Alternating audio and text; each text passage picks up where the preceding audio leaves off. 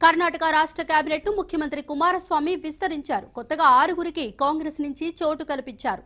సొంత party JDS కు చెందిన 2కి అవకాశం ఇచ్చారు.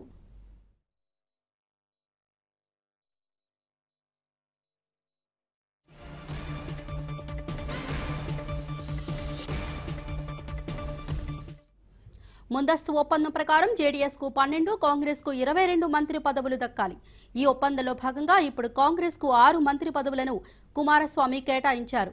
కొత్తగా పదవులు దక్కిన వారిలో కాంగ్రెస్ నేతలు MTB Nagaraju, CS Shivaji, Satish Jarkiholi, RB Timmapur, Rahim Khan, Tanveer Sait ఉన్నారు.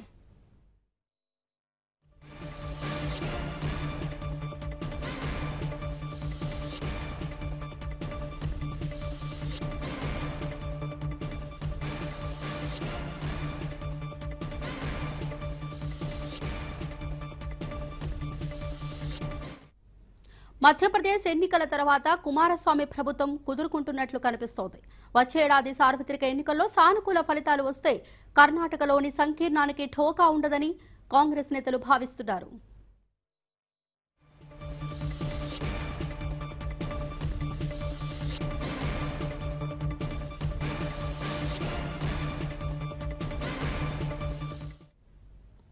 మరోపక్క కేబినెట్ లో చోటు దక్కని కొందరు నేతల అనుచరులు బెంగళూరులో ఆందోళనకు దిగారు. కాంగ్రెస్ పార్టీ కార్యాలయం ఎదుట ఎమ్మెల్యే రామలింగారెడ్డి అనుచరులు ధర్నా నిర్వహించారు.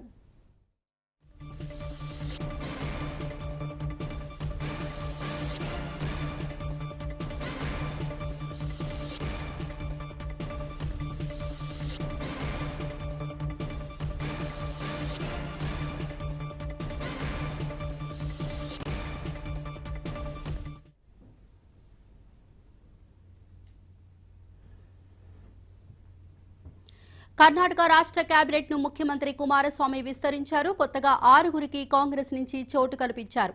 సొంత పార్టీ జేడీఎస్ కు చెందిన 2కి అవకాశం ఇచ్చారు.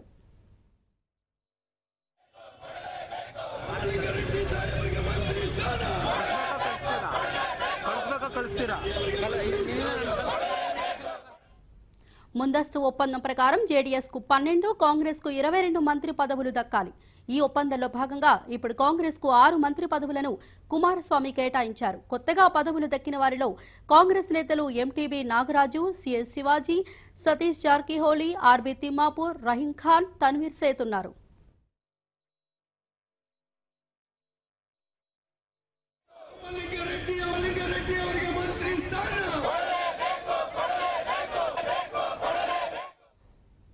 మధ్యప్రదేశ్ ఎన్నికల తర్వాత కుమారస్వామి ప్రభుత్వం కుదురుకుంటున్నట్లు కనిపిస్తోంది.